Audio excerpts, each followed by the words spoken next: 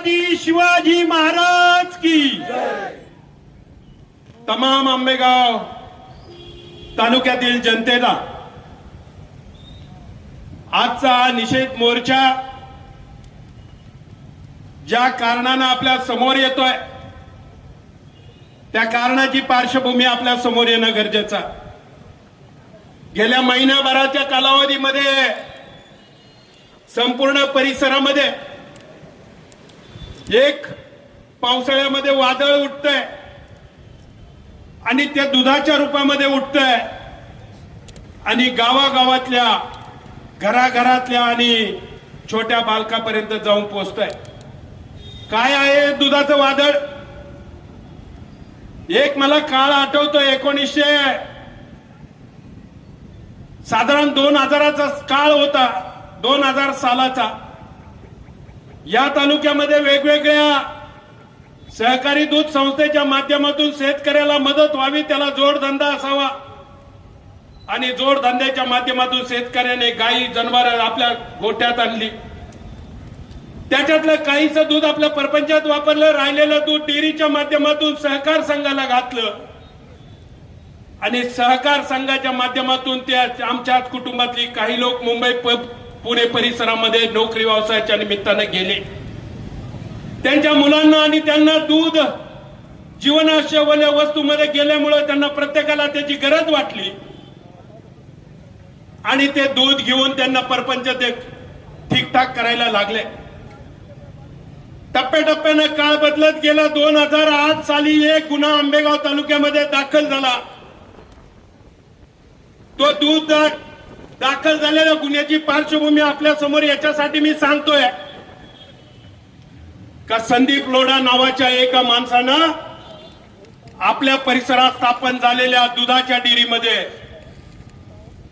दूध भेसळ करून दूध वाढवू शकतो ही क्रांती त्या काळामध्ये माहिती झाली।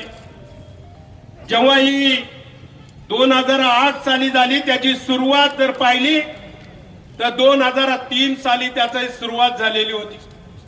कारण लोकांना कळत नव्हतं या डेअरीच्या दुधाचं आणि या भानगडी काय आहे। लोकांना आनंद वाटायचा। राजेभाऊ मला आठवतंय तुम्ही म्हणालात, आता तुमचं भाषण मी बारकाने ऐकलंय, तुम्ही म्हणाला दूध धंदा करणारे पण यात मंचर शहरातले नाहीत आणि दूध भेसळ करणारे सुद्धा मंचर शहरातले नाहीत। पण कुणीतरी या मंचर शहरातला असा आहे का तो ओरिजिनल मंचर शहरातला पण आहे। मंचर बद्दल वाईट म्हणायचं नाही, आमचा मंचर म्हणजे स्वाभिमान आहे, अभिमान आहे। आंबेगाव तालुक्यातलं खूप मोठं गाव आहे आणि मंचरवरच या तालुक्याचा कारभार चालतो असं आमचं म्हणणं आहे। तुम्हाला मला सांगायची गरज नाही, तुमचा माझ्यापेक्षा दीर्घकाळ अनुभव आहे। या तालुक्यामध्ये स्वर्गीय किसनरावजी बानखिले आमदार म्हणून त्यांनी काम केलं, शिवाजीराव पाटील आमदार म्हणून राहिले, बिडियान्न काळे म्हणून आमदार राहिले। या तालुक्यात अनेक लोकांनी आमदार म्हणून काम केलं, पण राजकारण त्यावेळेस गोरगरीब माणसाला सहज भीती गाठीतून जवळकी निर्माण करायची आणि त्याच्यावर राजकारण चालत गेलं। जवळकीच्या नात्यानं माणसं जोडायची, आपुलकीच्या नात्यानं सुख दुःखात लोकांच्या जायचं आणि मग किसनराव बानखिले त्या काळामध्ये लोकांच्या मनामध्ये असं स्थान झालं का लोक त्यांना दसपिंड आणि दसक्रियेला आमदार म्हणू लागले। हा काळ होता, पण टप्प्याटप्प्याने काळ बदललाय।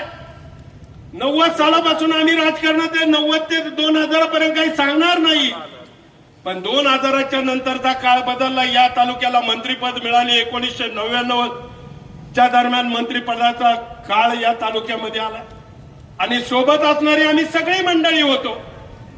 पण आम्ही साधे कार्यकर्ते, त्यांना वाटायचं गावागावात जायचं, लोकांचं मन परिवर्तन करायचं, यांना माणसं जोडून द्यायची, चांगल्या गोष्टीची चर्चा मार्केटला करायची आणि त्या चांगल्या गोष्टीच्या माध्यमातून या तालुक्याचा विकास कसा होईल याच्या दृष्टीने आम्हाला प्रयत्न वाटायचं का आम्ही खूप काम करतोय, खूप चांगलं वाटतंय। पण त्याच्यामध्ये 2 कप्पे राहिले, पडद्यामागे अनेक लोक उभे राहिले, त्याच्यामध्ये वेगवेगळे धंदे केले।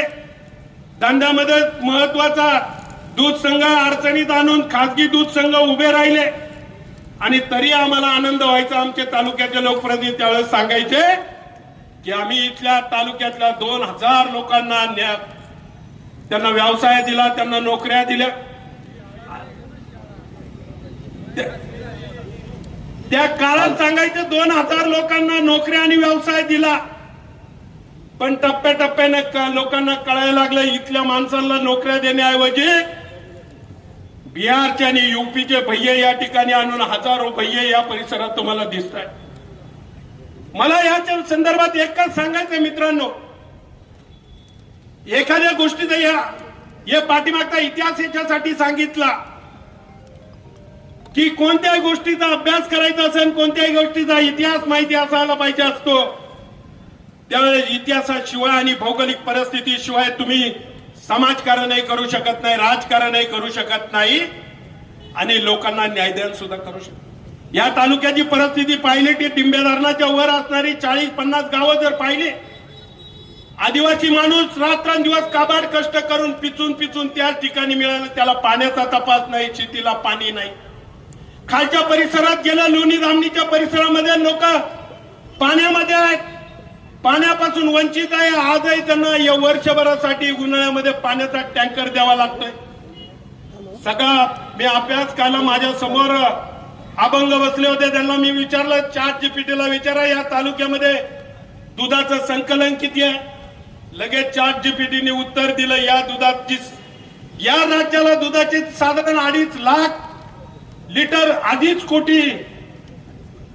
कोटी दुधाची गरज लागते.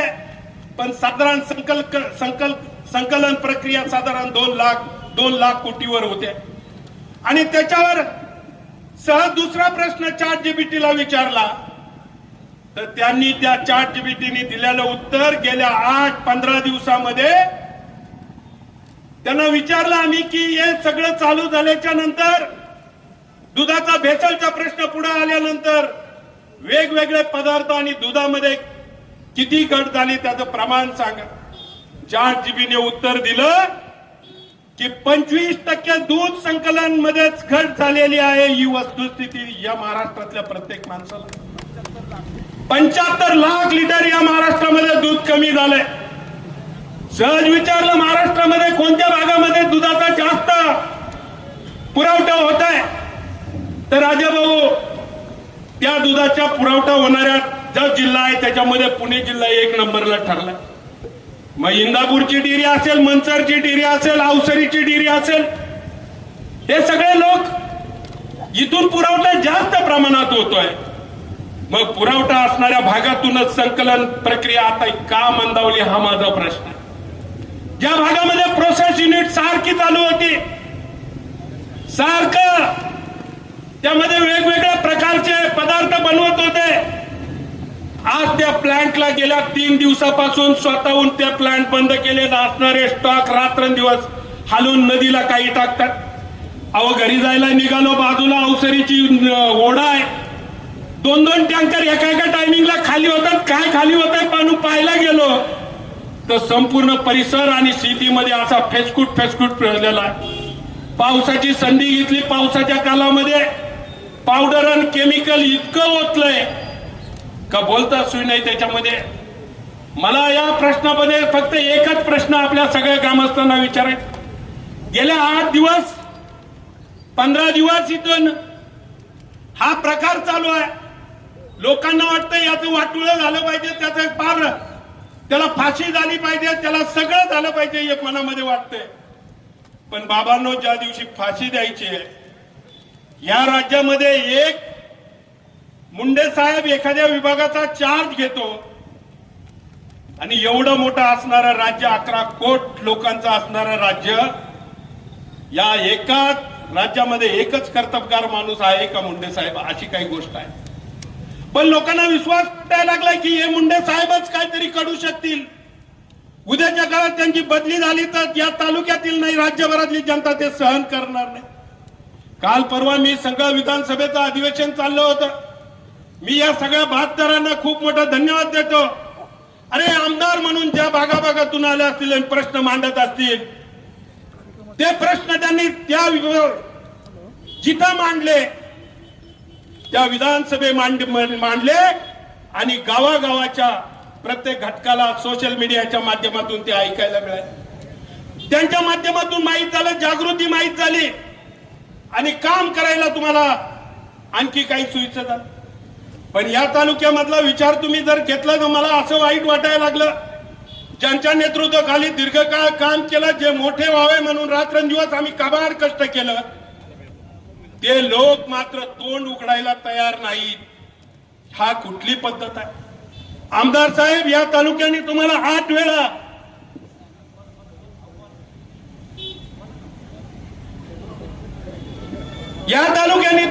वेळा निवडून दिलंय आणि 8 वेळा निवडून देताना प्रत्येकाच्या मनामध्ये एक भावना आहे की ज्या माणसाला आपण निवडून देतो त्याच्यामध्ये सार्वजनिक हिताचे प्रश्न आमचे सोडवले पाहिजे, सार्वजनिक सामाजिक हिताचे प्रश्न सोडवले पाहिजे, लोकहितार्थ लोकप्रतिनिधींनी काम केलं पाहिजे.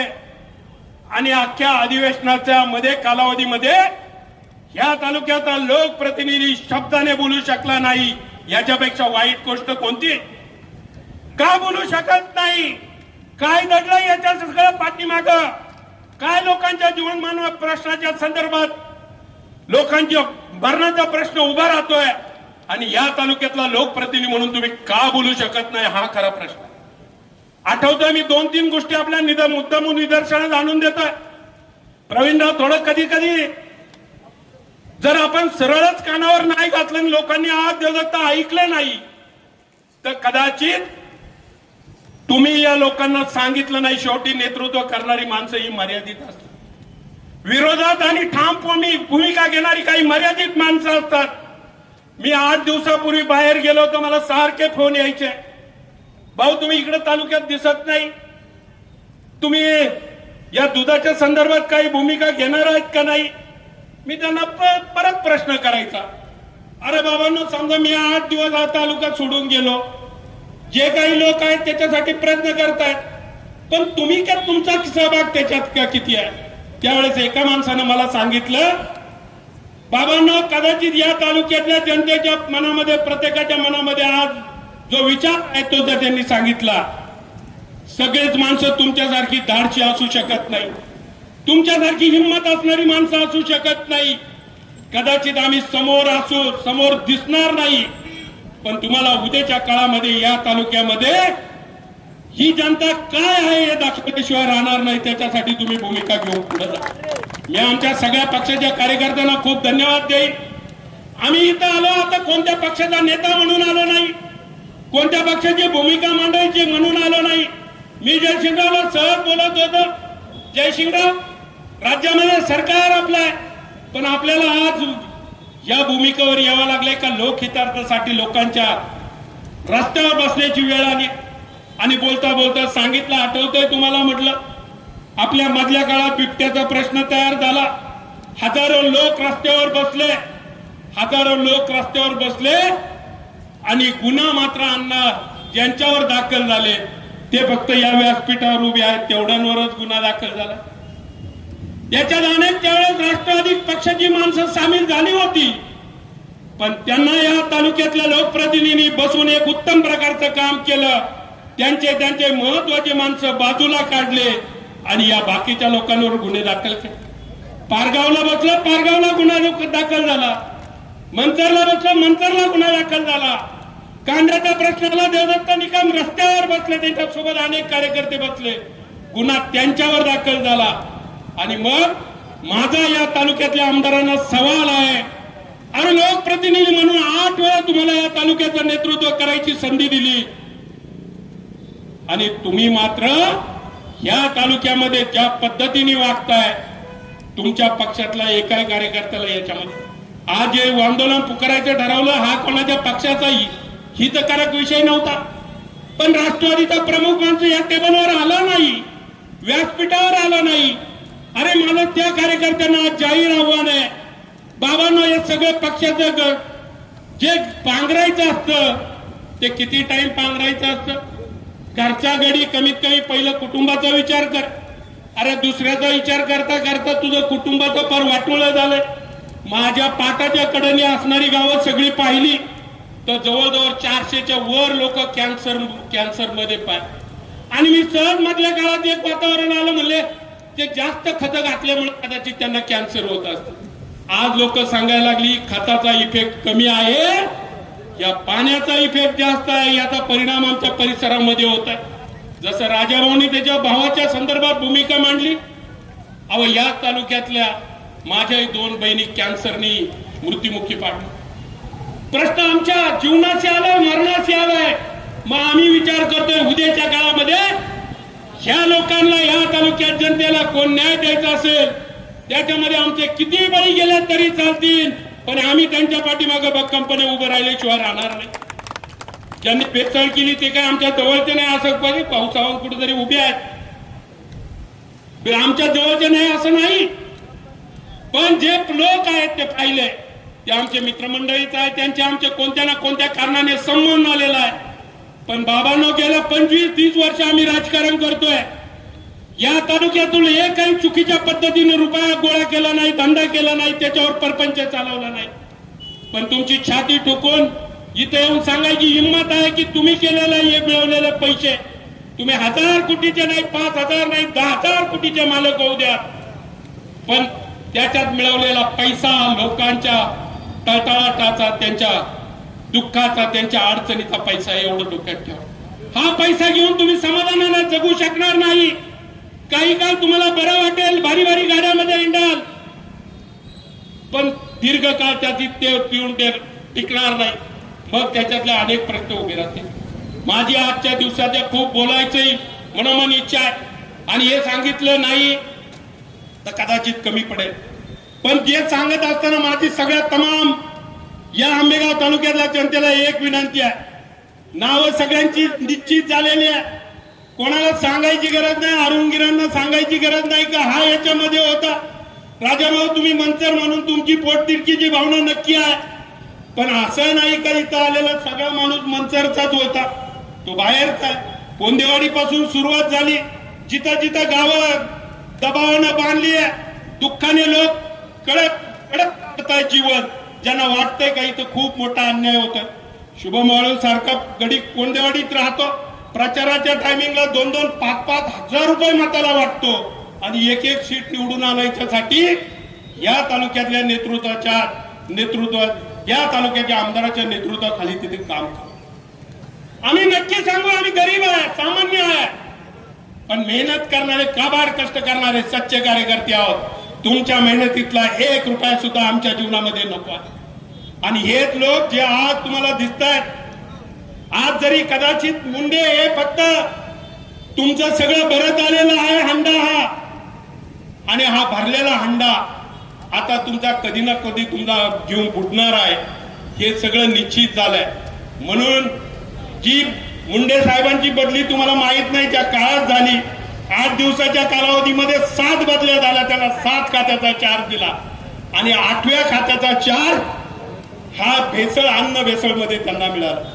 सगळ्या सरकारनं डिसिजन केलंय, इकडे आले तर ह्या अडचणी उभ्या राहतील, ते पारदर्शक काम करतील, तिकडे आले तर, पण ह्या भागात काम केलं तर सरकारने विचार केला, ह्या भागात काम केलं तर लोकांचा खरा प्रश्न आहे, लोक ज्या अडचणीत आहे, लोकांची कुटुंब उद्ध्वस्त होत आहेत, आजाराने लोक बेजार झाल्यात, या गोष्टीमध्ये हा माणूस गेला तर निश्चितपणे न्याय देईल। आणि मला खऱ्या अर्थानं आनंद याच्यासाठी होतोय का एक मुंडे साहेब इथं आलाय, हजारो IAS अधिकारी महाराष्ट्रामध्ये काम करतायत, पण एक मुंडे साहेब या ठिकाणी आला तर आता असं वाटायला लागलंय का इथला एकही भेसळयुक्त दूध शिल्लक राहणार नाही आणि लोकांना न्याय मिळाल्याशिवाय राहणार नाही, अशी भूमिका झाली। माझी तुम्हा सगळ्यांना एकच विनंती आहे, अजून काय 1 दिवसात हे आंदोलन संपलं।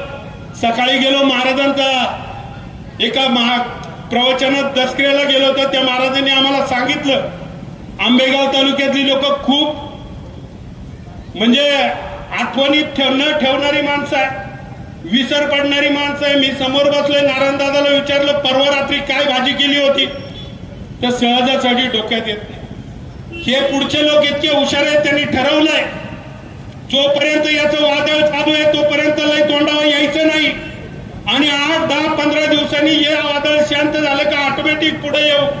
बघा आज मोर्चा झालाय माऊली, आज दुपारच्या नंतर हालचाल होईल, तालुक्याचे आमदार जमतील, पत्रकार परिषद घेतील, संवाद यात्राही काढतील आणि आम्ही बोललोय त्याच्या उत्तर देतील. पण सदसद्विवेक बुद्धीने माझी एक विनंती त्यांना आहे, आमदार साहेब तुम्ही या तालुक्याचे लोकप्रतिनिधी आहात, तुमच्यात हिंमत असेल आणि 40 वर्ष या जनतेने तुम्हाला जी मदत केलेली आहे, तर या मंचरच्या चौकात या आमच्या समोर जसे आम्ही सगळ्या पक्षाचे लोक एकत्र झाले तसं तुमच्याही पक्षाचे लोक एकत्र करा, तुम्ही लोकांना उत्तर द्या, तुम्ही म्हणाल ते ऐकायला आम्ही तयार आहे. पण हे करू शकत नाही कारण याच्या खाली दडलंय, खूप मोठं काही दडलंय आणि ते गटलंय आणि ते दडलेलं शोधायचं म्हणलं 1000, 2000, 5000, 10 कोटीचं दडलंय, हे किरकोळ दडलेलं नाही. खूप विषय नजीकच्या काळामध्ये आपल्याशी नक्की बोलेल, पण आजच्या दिवसाच्या निमित्तानं मी जाहीरपणे आपल्या सगळ्या जनतेला आव्हान करतोय, बाबांनो ही तरुण पिढी आज तुमच्या समोर उभी राहिली आहे, ती तुमच्या प्रेमाच्या जीवावर राहिली आहे, तुमच्या आधाराच्या जीवावर राहिली आहे. उद्याच्या काळात ही पिढी जर तुम्ही सांभाळली नाही तर लोक तुम्हाला कधी माफ करणार नाही, ही सुद्धा गोष्ट आहे. मी जास्त न बोलता आपल्या तमाम उपस्थितांच्या वतीनं आपल्याला सगळ्यांना धन्यवाद देतो आणि या काळ्या कृतीचा निषेध करून या ठिकाणी थांबतो. जय हिंद, जय महाराष्ट्र.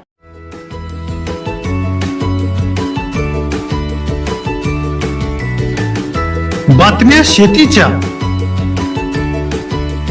बातम्या मातीच्या, बातम्या अन्यायाच्या, गुन्हेगारीच्या,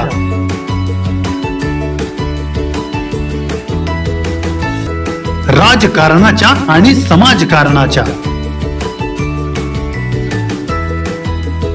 शोषणाविरुद्ध बुलंद आवाज, जनसामान्यांच्या हुंकाराची गाज, सत्कार्याला प्रोत्साहन, दुष्कृत्याला अनुशासन, निर्भीड, निस्पृह, सडेतोड, बेधडक आणि रोखटोक म्हणजेच विघ्नहर टाइम्स. शोध बातमीचा, ध्यास सत्याचा. आपलं चॅनल, आपली बातमी. सबस्क्राईब तर कराच, पण बेल आयकॉनवर क्लिक करायलाही विसरू नका.